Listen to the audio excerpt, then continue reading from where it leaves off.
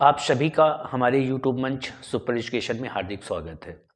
दोस्तों, उत्तर प्रदेश पीसीएस का जो एग्ज़ाम है वो 17 मार्च को है और 17 मार्च के एग्ज़ाम को देखते हुए हमने डिसाइड किया है कि भारतीय संविधान की जो मेन क्लासेस हैं, जो परीक्षा उपयोगी हैं, वो सारी क्लासेस हम जो है आपको प्रोवाइड कराएंगे सुपर एजुकेशन चैनल में।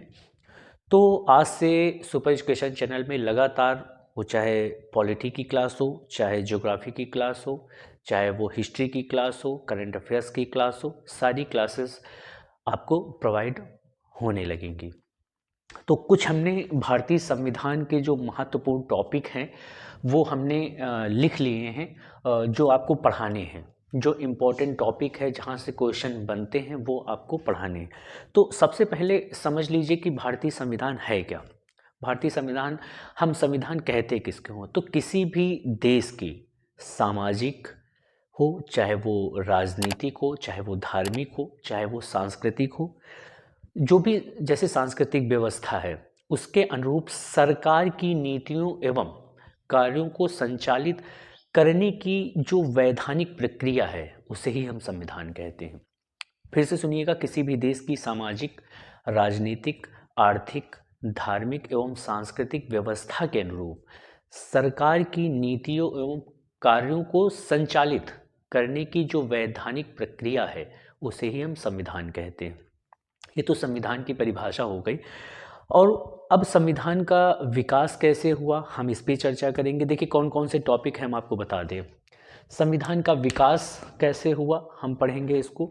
तो इसमें जितने भी आप 1700 आपने पढ़ा होगा 1773 का रेगुलेटिंग एक्ट, वहाँ से स्टार्ट होता है। वहाँ पे भारतीय संविधान का विकास वहाँ से स्टार्ट करेंगे हम लोग। फिर दूसरा टॉपिक है संविधान सभा। फिर प्रस्तावना पढ़ेंगे।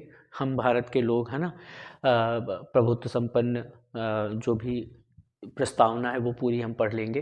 फिर भारतीय संविधान के स्रोत, कहाँ से कौन सा संविधान में कौन सी चीज़ कहाँ से ली, ब्रिटेन से क्या लिया गया, अमेरिका से कहाँ क्या लिया गया है, रूस से क्या लिया गया है, अमेरिका से क्या लिया गया है, वो सारी चीज़ें हम पढ़ेंगे।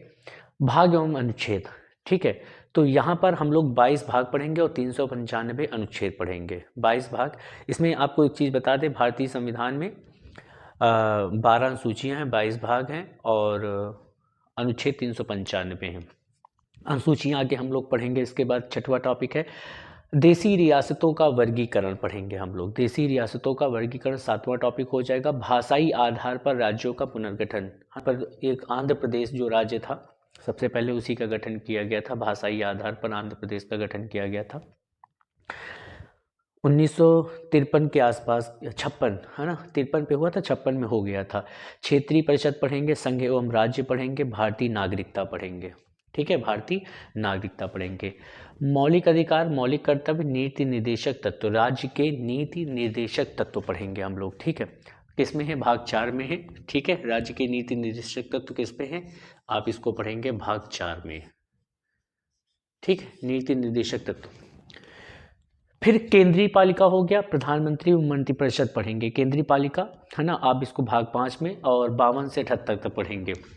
ये भाग 5 में मिलेगा और 52 से आर्टिकल 52 से लगभग 78 तक इस पे हम लोग काम करेंगे, ठीक है। इस पे वर्क करेंगे कि कौन कौन से केंद्रीय पालिका हैं। इसमें राष्ट्रपति के बारे में पढ़ेंगे, उनके कुछ राष्ट्रपति के कुछ आप कह सकते हो कि कुछ उनके नियम हैं और कुछ उनकी नियुक्तियों से संबंधित आप सारी चीज़ें पढ़ेंगे।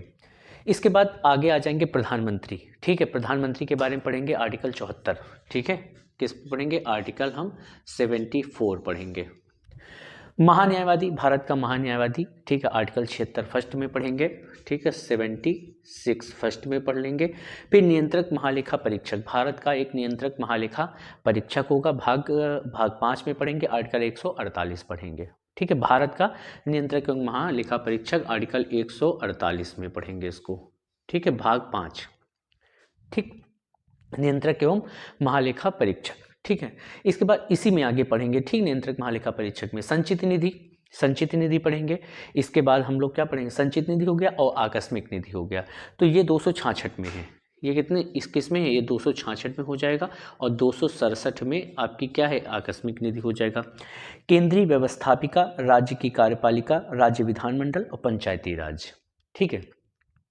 केंद्रीय व्यवस्थापिका, केंद्रीय व्यवस्थापिका क्या है, संसद, इससे संसद कहा जाता है।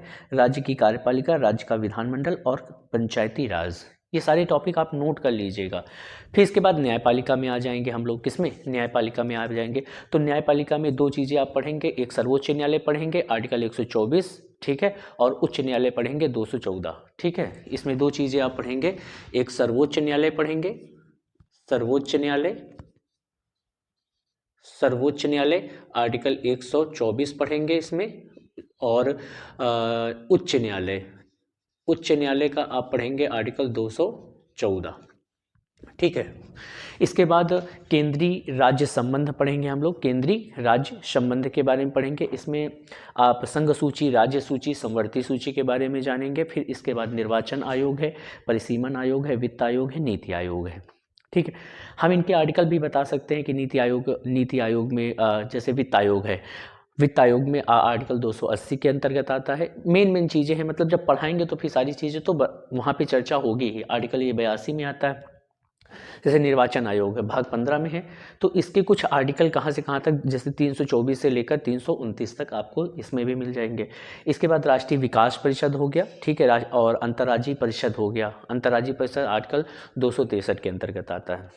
संघ लोक सेवा आयोग 315, ठीक है, आप पढ़ेंगे इसमें IAS IFS वगैरह के बारे में पढ़ेंगे। इसमें लोकायुक्त हो गया, और लोकपाल और लोकायुक्त। राजभाषा आर्टिकल 17 आप जानते ही हैं, और इसमें सबसे मेन चीज़ पूछा जाता है 343 से 351 तक जो भी अनुच्छेद हैं वो राजभाषा आयोग से संबंधित हैं। संसदीय समितियां कुछ हैं, समितियां उनके बारे में पढ़ लेंगे। संसद की कुछ महत्वपूर्ण शब्दावलियां हैं, बजट आर्टिकल 112 के अंतर्गत आता है, और संविधान संशोधन आर्टिकल 368 के अंतर्गत आता है।